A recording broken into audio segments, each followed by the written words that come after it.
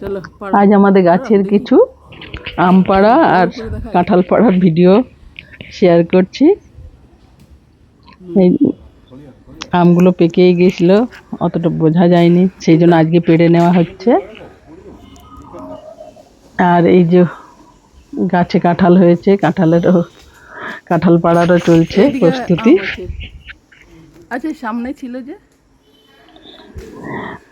গাছ থেকে নিজের হাতে আম পাড়ার আনন্দই আলাদা। ওই জন্য মাস্টার ও পেড়ে দেখাচ্ছেন যে দেখো কত বড় হয়েছে। ঝড়ে অবশ্য অনেক আম পড়ে গেছে, আর কিছু যে আমগুলো আছে বেশ সাইজে বড়ই হয়েছে। এত পাড়া হয়েছে।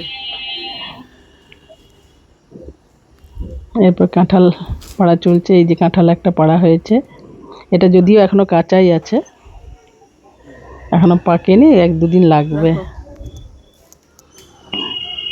আমগুলো নিজের হাতে পেড়ে পেড়ে দেখাচ্ছে কত বড় হয়েছে। আর এই বেল গাছেও আবার বেল ধরেছে, ছোট ছোট বেল এসছে। বেল গাছটিও বেশ ভালো হয়েছে, বেল গাছটিও বেশ ভালো হয়েছে, কচি কচি পাতা। একটা ছোট্ট ভিডিও করে রাখলাম, এগুলোও একটা স্মৃতি হয়ে থাকলো। যখন আম গাছটা থাকবে না তখন মনে পড়বে যে এইখানে এই আম গাছে কত আম খেয়েছি, সেই জন্য এই ভিডিওটা করে রাখা।